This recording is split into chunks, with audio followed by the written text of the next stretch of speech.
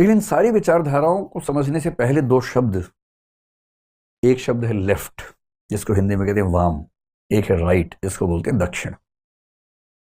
तो लेफ्टिस्ट होना क्या है, राइटिस्ट होना क्या है, वामपंथी होना क्या है, दक्षिणपंथी होना क्या है, क्योंकि इस बेसिक क्लासिफिकेशन के अंदर बाकी विचारधाराएं आमतौर पर एडजस्ट की जाती हैं।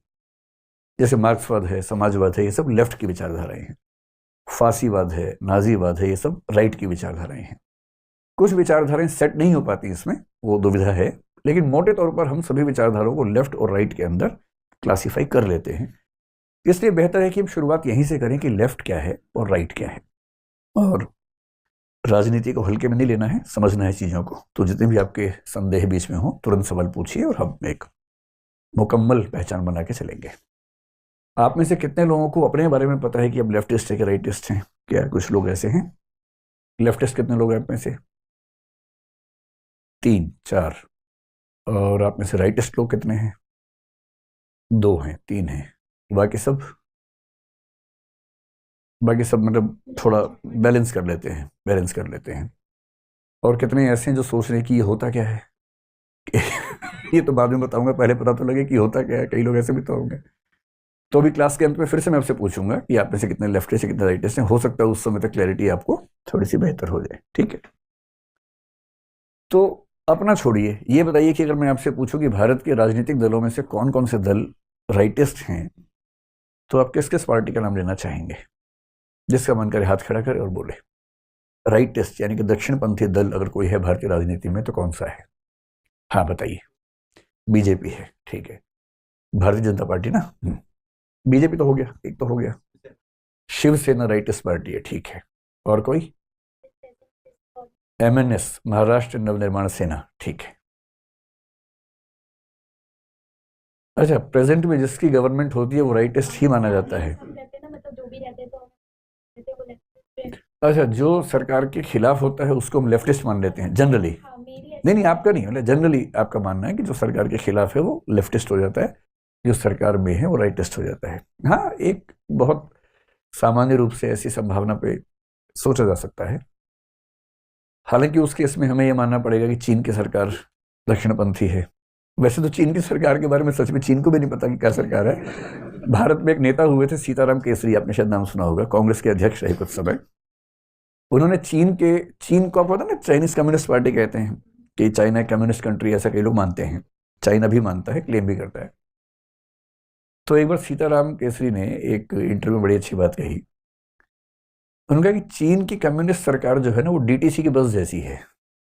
DTC समझते हैं आप लोग? Delhi transport corporation. तो चीन की कम्युनिस्ट पार्टी की सरकार DTC की बस जैसी है, इंडिकेशन लेफ्ट का देती है, मुड़ती राइट में है। तो पता नहीं चलता कि वो सच में वामपंथी हैं कि दक्षिणपंथी हैं, लेकिन वो क्लेम करते हैं कि वो वामपंथी यानी कि लेफ्टिस्ट हैं, ऐसा उनके बारे में कहते हैं। चलिए, तो राइट में आपने कुछ पार्टियां बता दी, बीजेपी और शिवसेना और महाराष्ट्र निर्माण सेना। और कोई पार्टी में ध्यान नहीं आ रही? अच्छा, लेफ्ट का बताइए, लेफ्ट में कौन सी पार्टीज हैं? कांग्रेस लेफ्ट में है, और CPI, TMC, ठीक है, TMC को भी लेफ्ट में रख लीजिए। और मतलब जो जो मोदी के खिलाफ है वो सब लेफ्ट वाले हैं बेसिकली, और जो जो उनके समर्थन में वो सब राइट वाले हैं। तो फिर नीतीश कुमार कहाँ है? वो मतलब राइट में से लेफ्ट में चले गए, ऐसा लग रहा है। ठीक है, चलिए शुरू करते हैं, इसके पीछे की क्या कहानी है। देखिए, अगर हिस्टोरिकली इस चीज को देखें, हिस्टोरिकली तो मामला बहुत ही आसान सा है। और आसान सा ये मामला है कि 1789 में जब फ्रेंच रिवॉल्यूशन का दौर चल रहा था, आपने सुना है फ्रांस में क्रांति हुई थी जिसको इतिहास में बहुत महत्व मिलता है। उस फ्रेंच रिवॉल्यूशन में घटना घटी, बहुत छोटी सी घटना है, और बात सिर्फ उतनी सी थी जहां से ये बात शुरू हुई। लेकिन जब बात शुरू हो गई तो उसके बाद बात बहुत आगे बढ़ गई।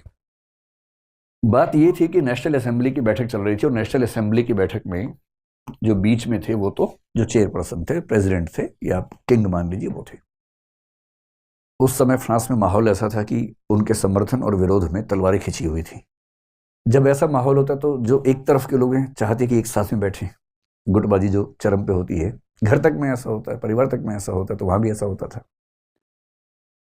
तो राजा के दाईं तरफ वो सब लोग बैठे। मैं राजा की तरफ से देखूं तो इसको दायां, हम इधर से देखते हैं ना, इसको दायां मान लीजिए, राइट मान लीजिए, इसको लेफ्ट मान लीजिए। राजा के राइट साइड में वो सब लोग बैठे जो राजा के समर्थक थे, सपोर्टर्स थे। वो राजतंत्र के समर्थक थे। उनका मानना था कि ये जो मोनार्की है, राजसत्ता है, बनी रहे। लेफ्ट में वो सब लोग बैठे जो उस समय राजा के या राजतंत्र के विरोधी थे, और इनका मानना था कि अब राजतंत्र खत्म हो जाना चाहिए, अब रिपब्लिकन सिस्टम यानी कि लोकतंत्र का सिस्टम शुरू होना चाहिए।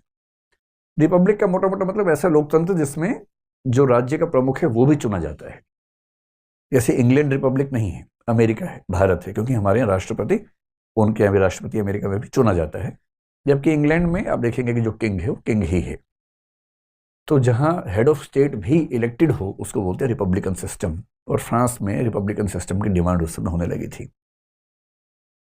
तो मोटी सी बात यह हुई कि तब से बात चल पड़ी कि जो समर्थक लोग हैं वो राइटिस्ट हैं और जो विरोधी लोग हैं वो लेफ्टिस्ट हैं। राजतंत्र के समर्थक राइट, विरोधी लेफ्ट। शायद इसी को ध्यान में रख के आपने ये बात कही कि जो सत्ता का समर्थक है वो राइटिस्ट है, जो सत्ता का विरोधी है वो लेफ्टिस्ट है। पर ये बात सिर्फ इतनी है नहीं। इसे अगर थोड़ा सा और आगे बढ़ाएं, ये जो विरोधी थे ये कौन लोग थे? आमतौर पर ये वो लोग थे जो आम लोग थे, जो कॉमनर्स थे, जिनको वहां की भाषा में थर्ड एस्टेट भी कह देते हैं, जो कॉमनर्स थे। और जो समर्थक थे वो आमतौर पर वो लोग थे जो काफी प्रभुत्वशाली लोग थे, पावरफुल लोग थे, नोबिलिटी थी, एरिस्टोक्रेसी थी, जो काफी समृद्ध और रसूख वाले लोग थे, ताकतवर लोग थे, पैसे वाले लोग थे, अमीर लोग थे। क्योंकि जो अमीर आदमी होगा, जो फायदे में होगा, वो परिवर्तन क्यों चाहेगा? परिवर्तन इतिहास के हर दौर में वही चाहता है जो नुकसान में है। ये जिसको कम से कम इस बात का एहसास है कि मैं नुकसान में हूं, बेशक वो फायदे में हो, सारा खेल एहसास का है। इसको सोशियोलॉजी और पॉलिटिकल साइंस में एक शब्द बोलते हैं, the feeling of relative deprivation. तुलनात्मक रूप से वंचित होने की भावना सारे आंदोलनों के मूल में होती है।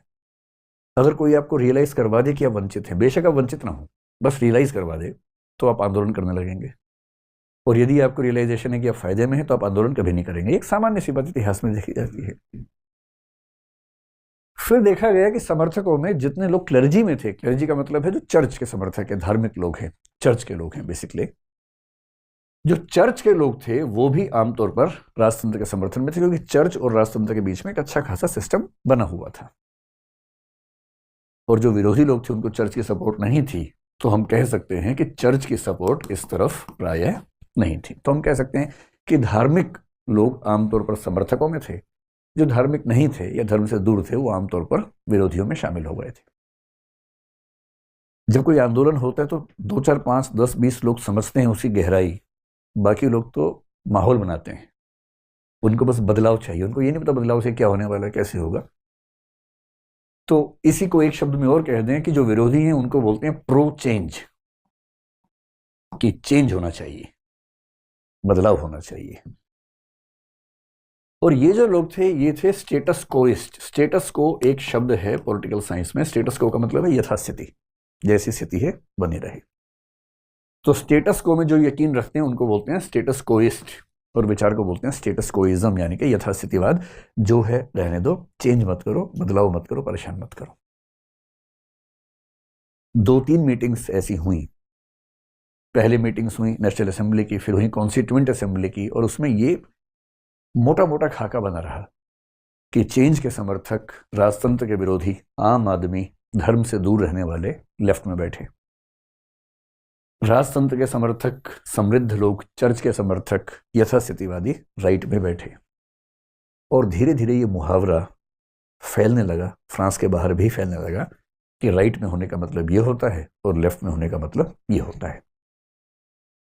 अब क्या होता है कि जब कोई विचार बाहर फैलता है, जब कोई विचार डिफ्यूज होता है, डिफ्यूज का मतलब यहां प्रसरण से है, उसके फैलने से है, प्रसारित होने से है, दूर दूर जाने से है, तो कुछ मूर्ख लोग तो उस विचार को वैसा का वैसा फॉलो करने लगते हैं, और जो समझदार लोग हैं वो उस विचार को अपने समाज की जरूरतों के हिसाब से क्या करते हैं, कस्टमाइज कर लेते हैं। अब फ्रांस में जाति व्यवस्था नहीं थी, पर भारत में तो थी।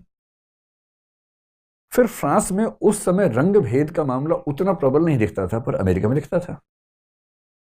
तो जब ये विचार बाकी देशों में गया, जैसे मान लीजिए यूएसए में गया, जैसे मान लीजिए भारत में आया, तो इन देशों के समझदार लोगों ने अपने समाज की हकीकतों के हिसाब से इस विचार को थोड़ा सा मॉडिफाई करना शुरू किया।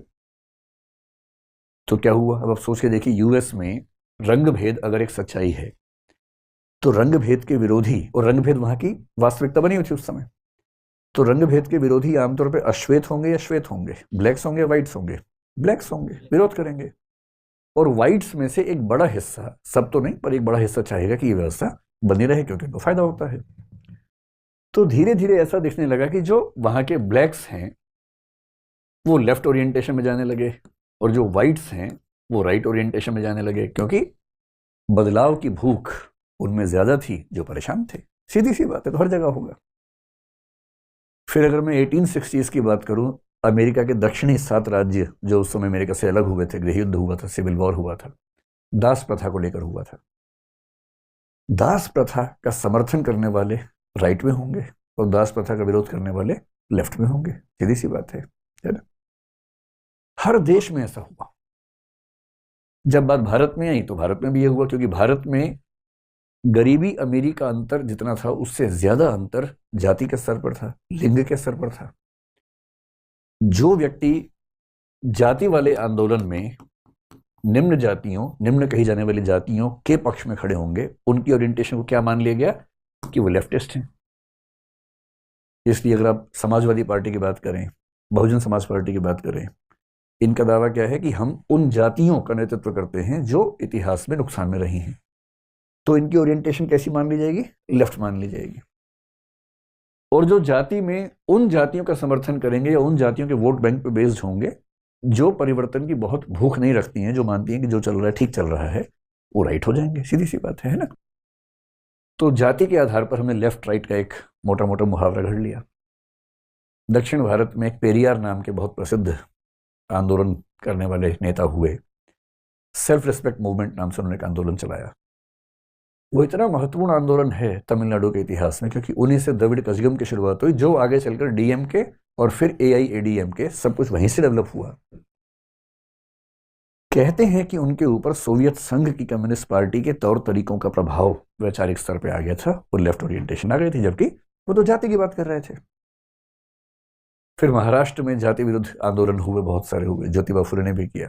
लोगों ने माना कि ओरिएंटेशन लेफ्ट की माननी चाहिए। डॉक्टर अंबेडकर को लोगों ने लेफ्ट ओरिएंटेशन का व्यक्ति माना आगे चलकर, स्वाभाविक सी बात थी। फिर अमेरिका हो या भारत हो, दोनों जगह एक प्रश्न ये भी उठा कि जो महिलाएं हैं, महिलाएं जिस स्थिति में हैं सामान्यतः पुरुषों की तुलना में, वो स्थिति बराबरी की है, फायदे की है, नुकसान की है। तो इस पर एक सामान्य समझ है कि महिलाओं के अधिकार उतने नहीं हैं जितने पुरुषों के पास हैं। चाहे उस संपत्ति में देखें, चाहे नौकरियों में देखें, चाहे पार्लियामेंट में देखें, सिविल सर्विसेज में देखें, किसी भी पावरफुल पोजीशन पे देखें तो आप पाएंगे कि पुरुषों का अनुपात बहुत ज्यादा है महिलाओं की तुलना में। और ये केवल भारत में नहीं है, ये दुनिया भर में दिखता है, हर जगह दिखता है। तो महिलाओं के अंदर भी डिमांड पैदा होनी शुरू हुई। सबसे पहले यूरोप और अमेरिका में हुई, और तब डिमांड सिर्फ इतनी थी जिसको हम पहले दौर का फेमिनिज्म कहते हैं, फर्स्ट वेव फेमिनिज्म कहते हैं। सिर्फ इतना था कि भाई वोटिंग राइट्स हमको मिलने चाहिए। तो सफरेजिस्ट उस मूवमेंट को बोला गया। जब फेमिनिज्म पढ़ेंगे तो इसी कहानी समझेंगे पूरी। तो जब फेमिनिज्म शुरू हुआ तब कहा गया कि ये एक लेफ्ट मूवमेंट है, क्योंकि वो समाज में परिवर्तन चाह रहे थे, बदलाव चाह रहे थे। फिर सेकेंड वेव फेमिनिज्म हुआ, थर्ड वेव फेमिनिज्म हुआ, रेडिकल फेमिनिज्म हुआ, लिबरल फेमिनिज्म हुआ, बहुत बहुत तरह के फेमिनिज्म हुए। और मोटे तौर पर यह मान लिया गया कि जो फेमिनिज्म के पक्ष में खड़ा होगा वो लेफ्टिस्ट है, और जो फेमिनिज्म के खिलाफ खड़ा होगा, विरोध में खड़ा होगा, जो कहेगा कि ना जो चल रहा है, उसकी ओरिएंटेशन कौन सी है? राइट की ओरिएंटेशन है। इस तरह से ये मोटे मोटे खाके समाज के भीतर बनते गए। अब फेमिनिस्ट होना अगर लेफ्टिस्ट है तो अगला सवाल भी है, आगे चल के बात आएगी जो थर्ड जेंडर है उससे क्या करें भाई? उनकी स्थिति तो महिलाओं से भी खराब है। अब देखिए बड़ा पेचीदा मामला क्या होता है कि मान लीजिए कि फेमिनिस्ट मूवमेंट चल रहा है और कुछ लोग फेमिनिज्म के पक्ष में खड़े हैं, झंडा उठा रखा है। अचानक आपने उनसे पूछा कि भाई थर्ड जेंडर के पक्ष में आप क्या सोचते हैं, और वो अजीब सा चेहरा बना लें कि क्या गंदी बात करते हो यार तुम, हमारी पुरुष काफी है, क्या थर्ड जेंडर ले आते हो बीच में? अभी अजीब बात है। ये एक दृष्टिकोण से लेफ्टिस्ट हैं क्योंकि बदलाव चाह रहे हैं, लेकिन जो उनसे खराब स्थिति में है उसकी स्थिति न बदले ये भी चाह रहे हैं।